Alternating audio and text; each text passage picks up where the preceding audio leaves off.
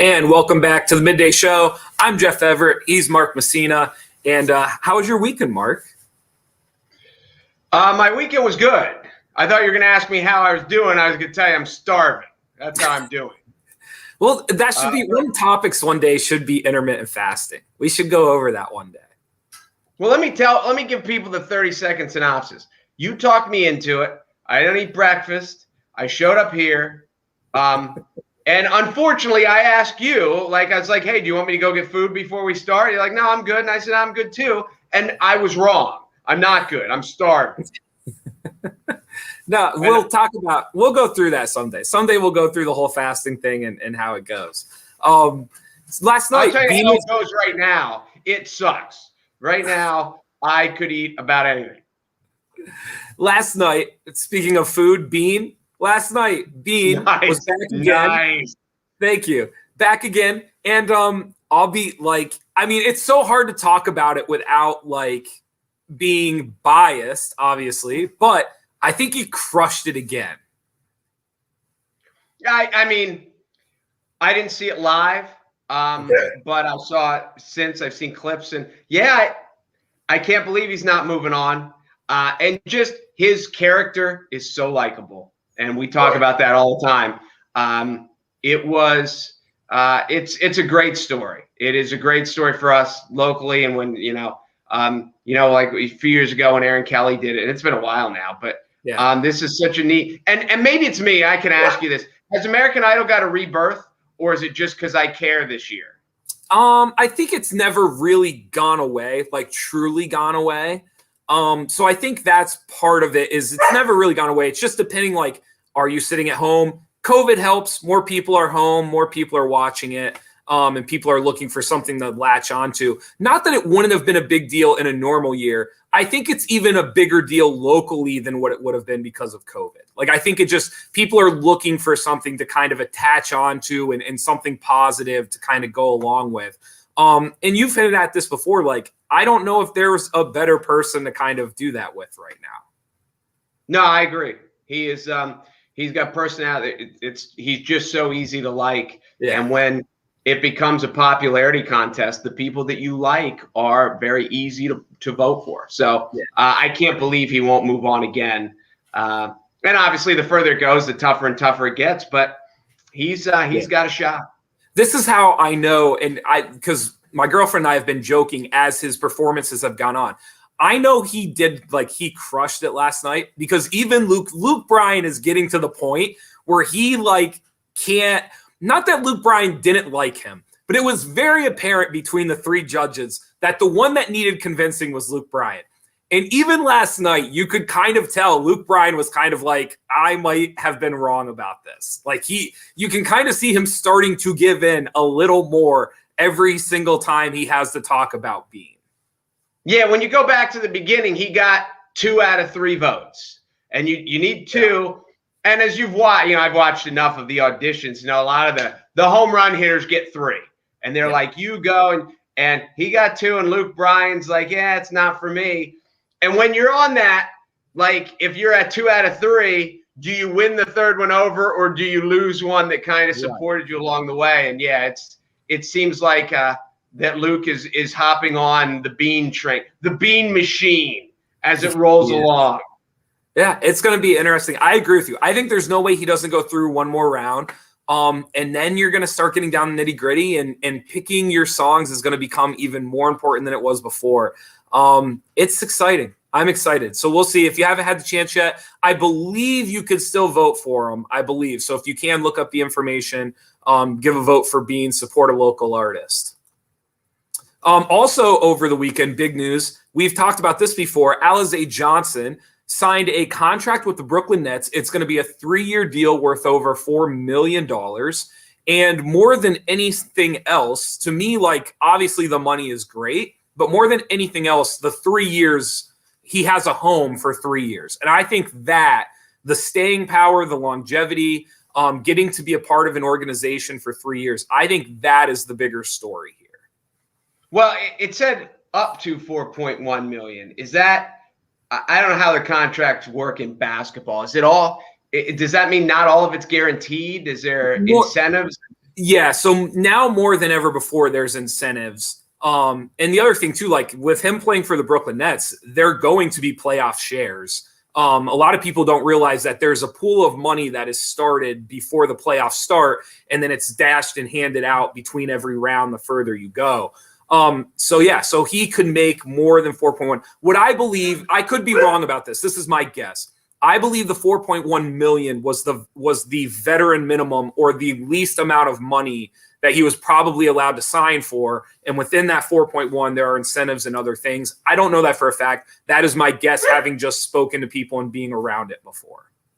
And for people who aren't familiar with this, as we have followed this story, he got a 10-day contract because that's kind of like the equivalent. In baseball, someone gets hurt and they go on the disabled list and they call someone up from the minors. And in basketball, there's like through the G League, you can kind of call anybody. And so he got a 10-day contract. That went well. He got another 10-day contract. And then after that, you can't keep signing guys to 10-day contracts. After 2 of them, you have to make a decision to either let them go or to sign them to a real contract. The equivalent of the Nets had to poop or get off the pot. And he had done well enough that they signed him to a 3-year deal. So like you said, that he's got a home. And fortunately for him, before he's in Indiana, which is fine. After that, he's in Toronto a little bit, which is fine. But to be in Brooklyn, that for people to be able to go see him, and I know Brooklyn's a tough ticket, especially when you're but just for family and for them to be able to go and for him to be able to breeze home if he gets a chance. And it's a good situation. So we're happy for Alize. Yeah, it's a great situation. And he could have gotten more money, guaranteed money at other places, they're reporting. I agree with you. I think the idea of being in Brooklyn, being closer to Pennsylvania, being closer to home, being close to his family. And then also, too, it's not like he's getting to know the right people in Brooklyn. Like, your head coach is Steve Nash. The assistant coach is Dan Toney. Sean Marks, the GM, is incredible. And then you look to your left, and there's Kevin Durant and Kyrie Irving. And you look to your right, and there's Blake Griffin and James Harden. Like, the people that he's going to get to be around, this isn't like he's walking into Sacramento. It's not like he's walking into Charlotte. Like, he's waking up every day and he's building relationships with people that, and not that other people don't matter, but these are like the upper echelon of those circles, and what he is setting himself up to be. We already knew he was a good person, but now he's going to get to be a good person around people who have influence and have a say and kind of roster building and what goes on around this league. These 3 years are going to be massive for him for the next 3 years. Like, he's setting himself up now where this idea of like, you're in the league, you're out of the league, you're in the league, you're out of the league. He's going to work so hard and he's such a good person that's probably over with. He is probably going to be a leaguer now, probably 6 to 8 years. Okay, now I have several things to say. Number one, I didn't know leaguer was a noun. Now he is a leaguer. What do you want to call him? I just learned that. I don't know, but that's a good word. It's funny that you mentioned Sacramento, because while you were talking, I was thinking, like, this deal's good anywhere. This deal's good if he's in Sacramento, let alone if he's in Brooklyn. It's funny that you picked Sacramento, too, as kind of like the NBA outpost. Yeah. But when you're talking about he's sitting around, he's looking at Durant, he's looking at Kyrie Irving, he's looking at Harden, he's looking at Blake Griffin. And my first thought is, it's a good thing he can rebound, because none of those guys are going to give him the ball. So if he wants to get shots, he needs to earn them himself. Because can you see him sitting around that group being like, yo, I'm open, give it to me. No, it's pretty great. And like I said, the other thing too, they're going to make a deep run in the playoffs. Like, he's going to get that experience. He's going to get those playoff shares. It's just, you want to talk about a home run scenario. I thought Indiana was a good situation for him. Unfortunately, they didn't sign him long-term.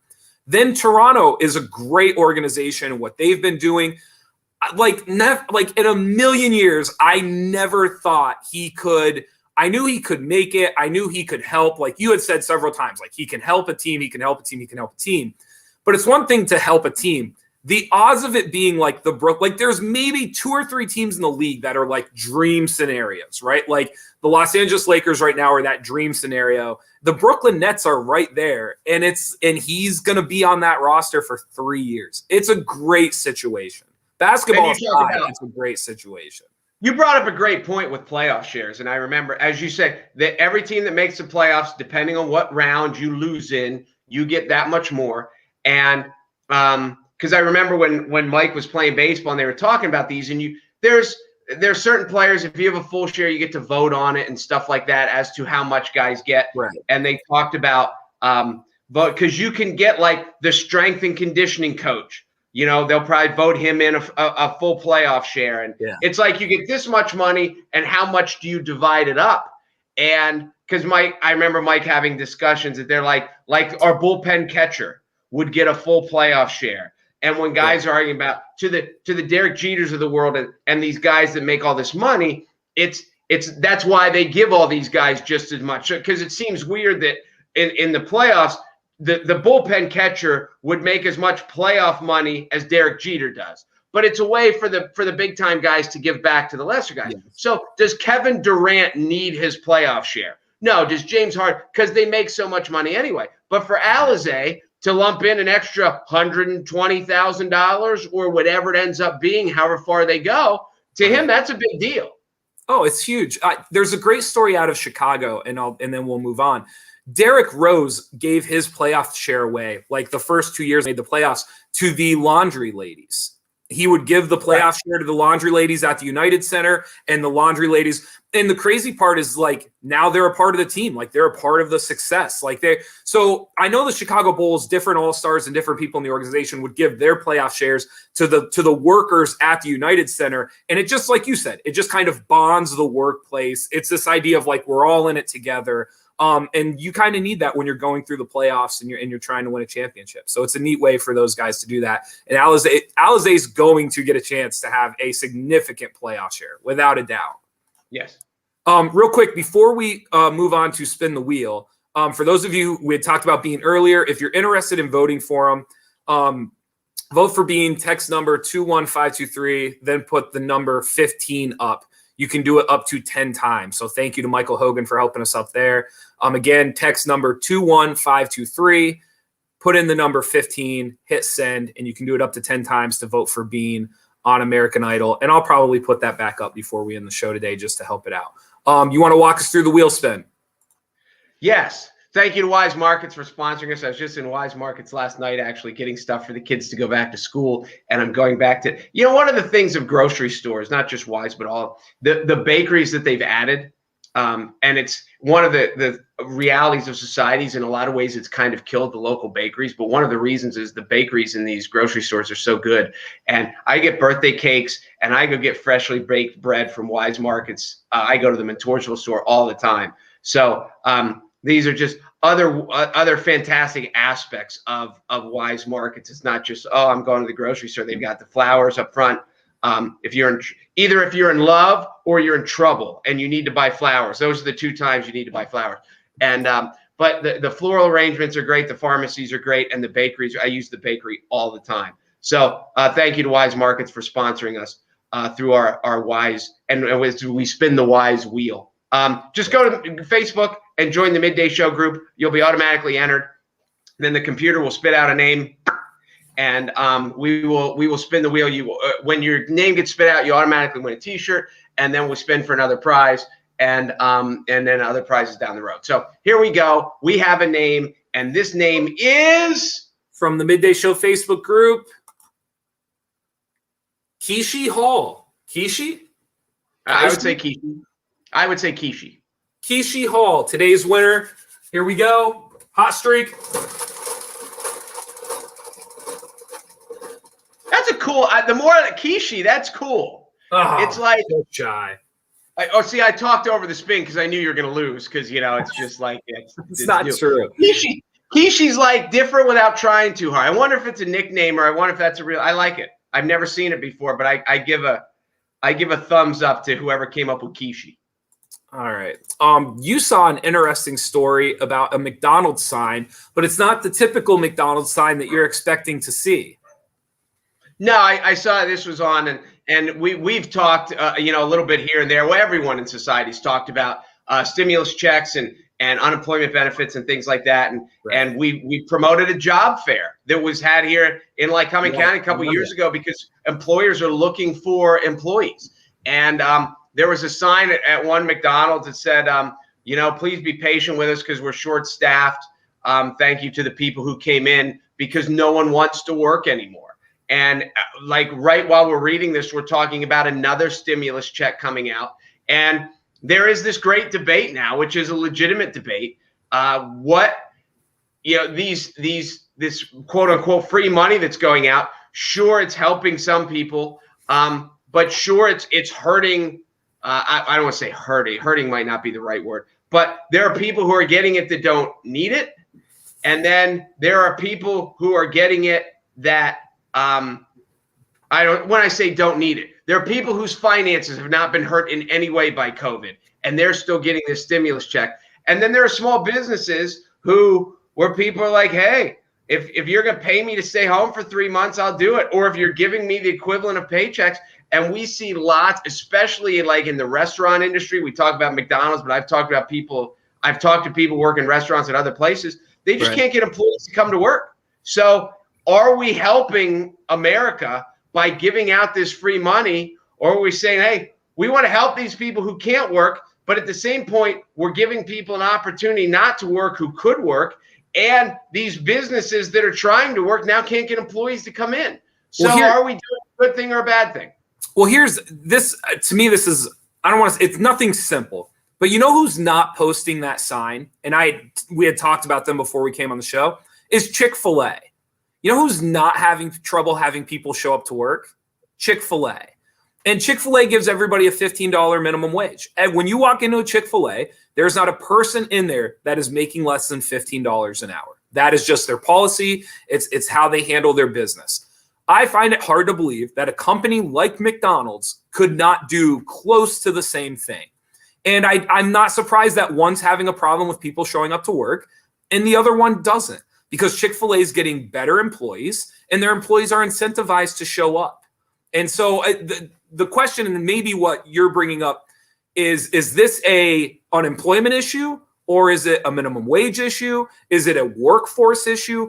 To me, it's not one or the other. I think it's a combination of them. And I think a place like Chick-fil-A shows that. Like, if you're willing to give people $15 an hour and they feel like there's a value to their job, Chick-fil-A doesn't have to put up a sign that says, hey, we're short-staffed. Chick-fil-A is never short-staffed. It is a fascinating, this COVID thing has brought in so many things that we've never seen before, and how people don't know how to handle. And how do you just giving out this stimulus money, and what are the pros and cons to it? We've learned pros and cons to I was going to say Zoom school. It's not like real cyber school, but having kids learn over the internet. We've had, pros and cons to that. We've learned pros and cons to contact tracing. And one of the things is the pros and cons to extended unemployment benefits and to giving out stimulus money. And I think part of it is there's so many people in society who I think I've mentioned this before, that we talk about people who are 2 paychecks away from being broke and that live hand to mouth.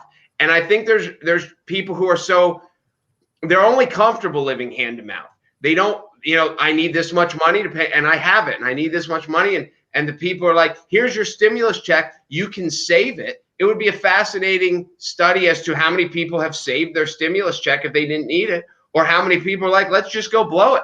Because there's plenty of people in society that if they have money, they just blow it. So I don't know, I want to say politicians think it's helping. Politicians think it's helping them get reelected. That's why they're doing it. Oh, 100%. So it long term, we won't know now because we'll have to let the dust settle from this. But when they go back and do studies as to how much did stimulus help, how much did unemployment help, how much did it hurt? How many small businesses are now going out of business because they couldn't get employees to come into work? Yeah. See, to me, this is more a McDonald's problem than an unemployment problem. And that's an opinion.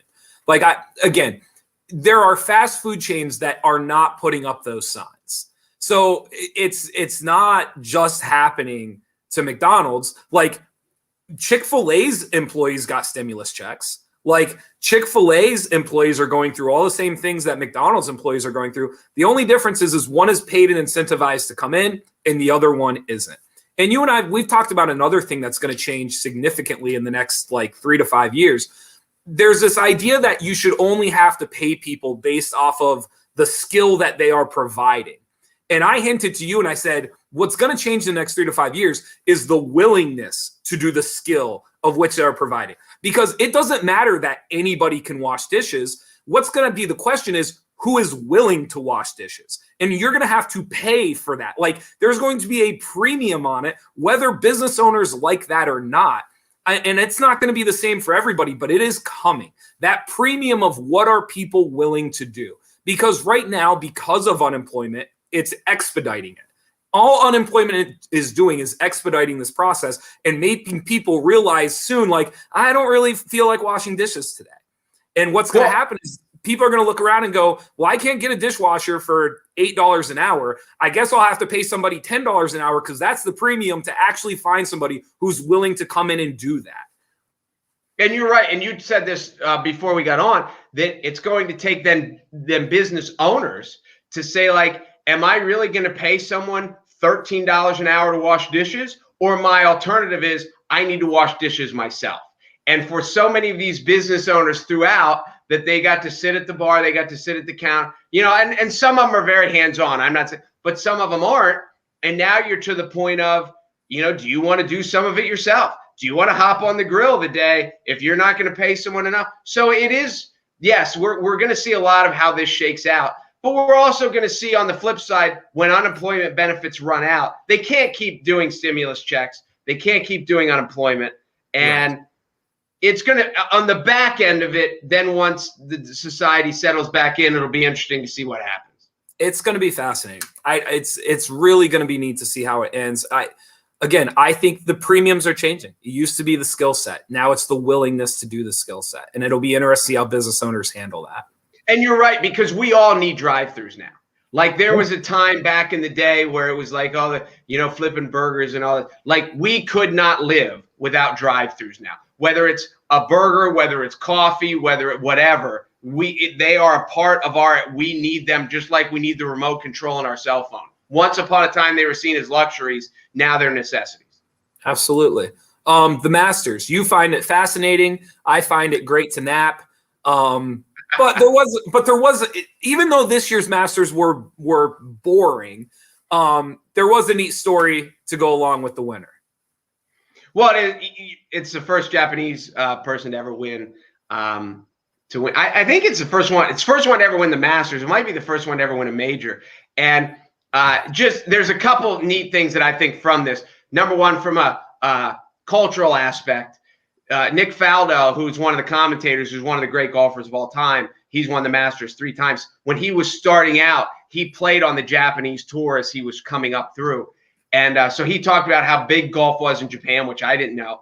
He said, if this kid hangs on to win, I bet you they let him light the Olympic torch in Tokyo this year. That's how big of a star he will be, which is just like we look in the U.S. I remember when Muhammad Ali lit the flame. Like I think they had the Olympic hockey team light at one. Like so for that to be for a golfer, and I know Faldo's just talking, but that would be such a big deal. One of the things that I think is hysterical, and I think every youth coach and every high school coach needs to hear this.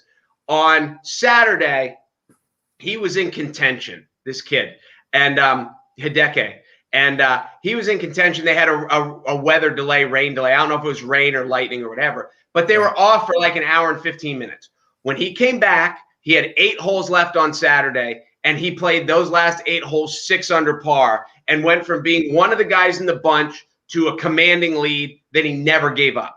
And in the post-round interview on Saturday, they said to him, what did you do during this hour and 15 minutes that you were off to? And in total young 2021 fashion, he said, I pretty much sat in my car and scrolled through my phone.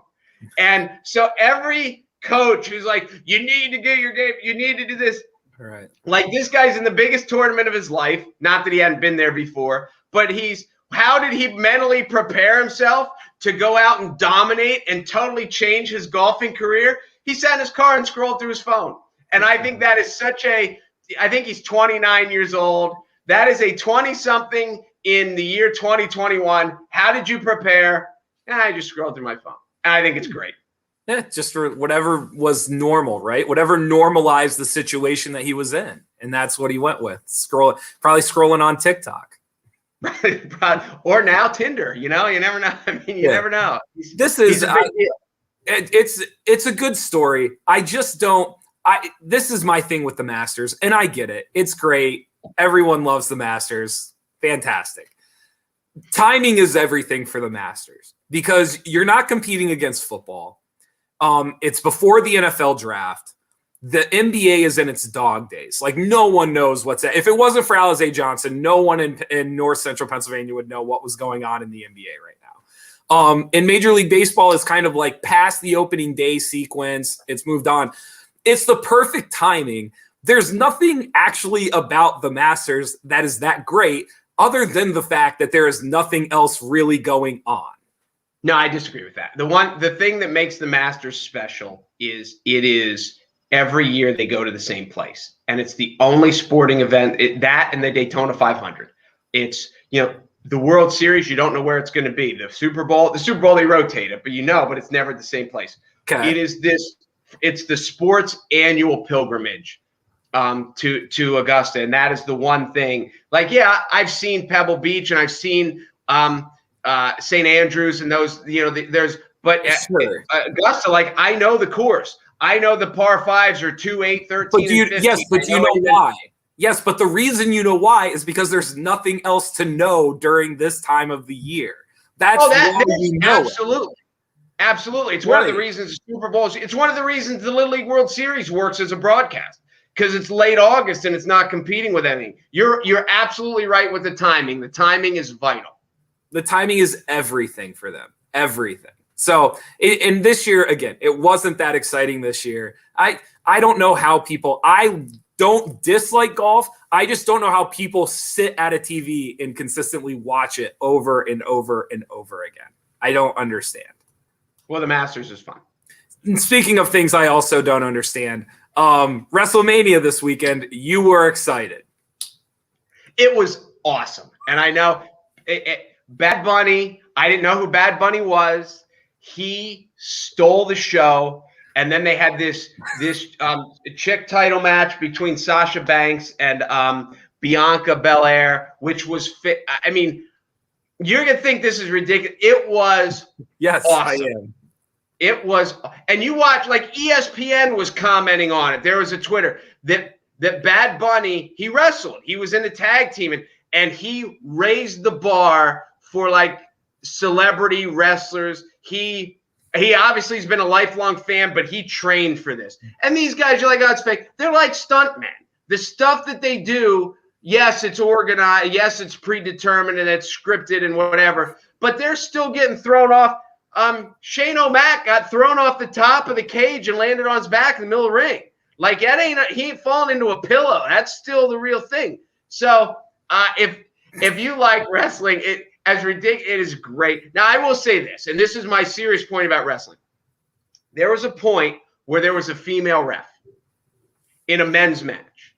Now, I am all for equal rights. I understand that we have women as Supreme Court justices, and we should. I understand that women have high political powers, and they should. I understand that women are NFL referees and they're NBA referees. And there are positions of high authority that women are very capable of holding. I'm not sure that I am yet comfortable with having a female ref at WrestleMania. Some things are just too important, and I don't think it's good. It's a fake position. That, like, it's all, like, the wrestling around it is fake, and the position of the referee is fake as well. Your mom could be the referee at WrestleMania. I'm just saying WrestleMania is a big deal, and I'm not sure women can handle that position yet. It's unbelievable. Like, it's so bad. It's just so bad. You know, one of the most astute things my ex-wife used to say is, Mark, sometimes people don't know when you're kidding. And I'm like, yes, they do. Yeah, they do. She's like, not always. Not always. So, but it's what I said it to my son when it came up. I was like, how can they have a woman Dude, this is such an important match. You know, when you watch it, it's really hard because they're so good with the camera angles. The job of, like, a guy will get suplexed off the top rope. The referee dives right in to make sure they're, like, that's the conversation that comes up. And the camera cuts away. You know, that's why in MMA, a guy goes down, the other guy jumps on him. In WWE, a guy will suplex a guy off the top rope, and the guy struts around for the camera. So the camera pulls away so the referee can make sure that the guy's okay. And, like, how much time do you need to recover so we can keep going on with the match? It's brilliantly done the way they do it. But it's like 2 hours of stuntmen. It's awesome. And WrestleMania was awesome. And if you missed it, So the two best things in sports this weekend were the Masters, which only matter because nothing else is going on, and WrestleMania, which isn't real. No, the Masters is like it's golf. I don't know what else. It's the biggest thing in golf. If you ask any kid growing up, what tournament would you like to win? It's the Masters. That's true. I'll give you that. The neat thing, and I'll tell you one of the other neat things about it. This Matsuyama. All tournaments are different, but with the Masters, you get a lifetime invitation back. So he could be the worst golf. He could not make par the rest of his life. He has a lifetime invitation. So when Jose Maria Olazabal made the cut, and he's however much he hadn't made a cut since 2015, but he still gets to come back every year because he's a former winner, and he made the cut, and he got to play all weekend. And so that's one of the cool things about it, that this kid, and I assume he's not going to fall off the face of the earth, but he could. And when he's 53 years old, he can be there with his kids and maybe his grandkids, and he gets to tee off, and he gets to play Thursday and Friday at Augusta. So that's cool for him. I'm happy for him. Your sincerity overflows. No, I am. I'm happy for him. You want to talk about John Mackey tomorrow? Oh, yeah, John Mackey's coming on with trivia. Hopefully, Jeff will be a little more compassionate and flowing with love and happiness. And I'm sorry that it was such a dull sports weekend for you. For those of us who love golf and WrestleMania, it was fantastic. Yeah. And for you, it was just like, I'm just saying it's not a great weekend. If you asked a lot of people, like, this weekend was a great sports weekend, and I just kind of look at people like, you're crazy. Like, it's one of the worst sports weekends of the year. I don't even know how to respond to that. I just feel sorry for you. I do. I will be more excited for the NFL draft 2 weeks from now than for the Masters or for WrestleMania. No? That's okay. You're allowed to be wrong. It's one of the great things about America. It's one of the great things about the Midday Show. Thank you guys. Thank you guys for watching. Really appreciate Weiss Markets. Thanks for coming on, being our title sponsor. And can you put the Beane thing back up? Yeah, let's do that. Let's put the Beane thing back up before we go. Again, if you haven't had a chance yet, vote for Beane on American Idol. You're going to text the number 21523. You're going to text it number 15. So just put in a 1, put in a 5. You can do it up to 10 times. Thank you to Michael Hogan for hooking us up with how to vote for Beane. There are other ways to vote as well. I believe in total you can vote up to 30 times. You can do it 10 times each way. If you go to Twitter, if you go to Instagram, if you search like hashtag Beane or search up American Idol, you can find all the different ways to vote for him. But this is by far the easiest one. Text the number 15 to the number 21523, and you can do it up to 10 times to help support Beane and get him through to the next round. And if we haven't publicized this enough, or if you haven't been, he's a Loyal Sock graduate of he's 24, 25. So he's a recent lawyer. He lives in Boston now, but he's a local kid. Yeah. So speaking of real quick before we go, because this was my opinion, because there were people that were kind of like bummed that he didn't say he was from Williamsport or from Loyalsock Township. But like, if you're a wedding singer and you're based out of Boston, Massachusetts, and there's a chance you're going to be on this show, now if I'm getting married in Boston in the next 6 months, in the next year, I might actually reach out and try to hire Beane to sing at my wedding. Whereas if he comes on the show and says, I'm from Williamsport, Pennsylvania, nobody in Boston is going to consider hiring him as a wedding singer based out of Boston. So I like. See, I didn't think of it. Oh, I'm sorry. I didn't think of it that way, but you're right. From a business aspect, I thought of it from the show aspect, that if you were somebody and you're like, hey, well, let's vote for the local kid, even though they don't realize he's not local. If you live anywhere up in New England, you're like, hey, the kid's from Massachusetts. Hey, he's from Boston. He's probably a Red Sox fan. I'm a Red Sox fan. Let's vote for the Red. So I was thinking of it from the show strategy wise. Yeah. And you were thinking of it from a business wise, but yeah, they make total sense. I just think from a business standpoint, like, you don't know how far you're going to go in this. So like, if you only get one crack at it and you're on one show and you get to say you're a wedding singer from Boston, that's the greatest business plug you're going to have. To not say you're living in the city that you're living in is just death. Like, you have to say you're from that city. So think of this. How, like, there are in some of these metropolitan areas, there are some ridiculously rich people and who drop 7 figures on weddings. Sure. Is there a chance that after this run, he gets called to do a wedding and they're like, we'll pay you 75 grand to sing at one wedding? Well, the problem now is he's almost to the point where he's far enough in the contest now that I don't know. Like, I don't know. The dollar amount's getting higher and higher, I guess, is what I'm saying.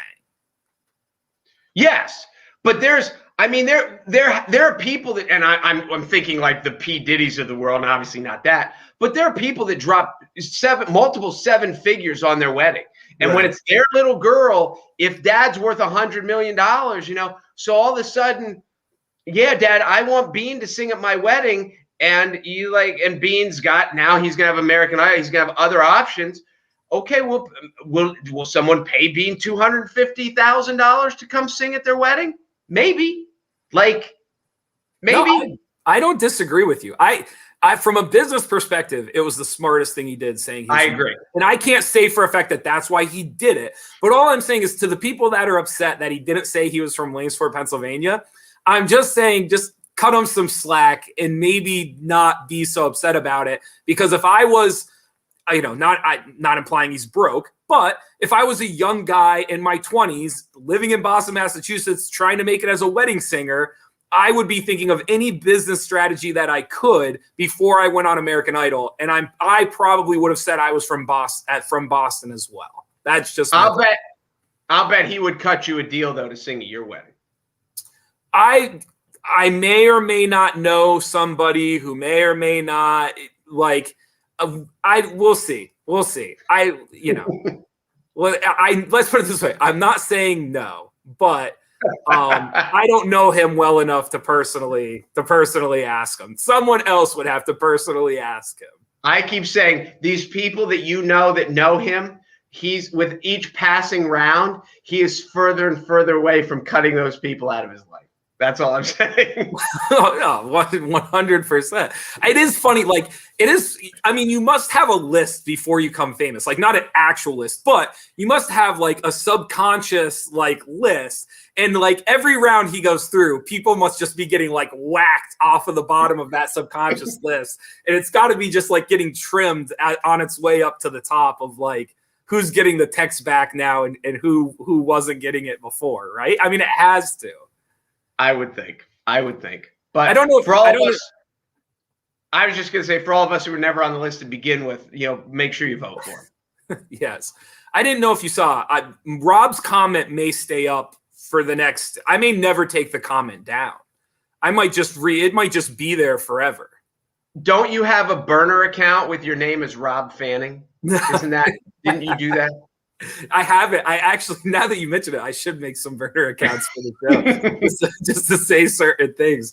The best part about that comment too is he wasn't specific, so I can use it for everything. You can, every segment I could just re-pop it up at after I speak.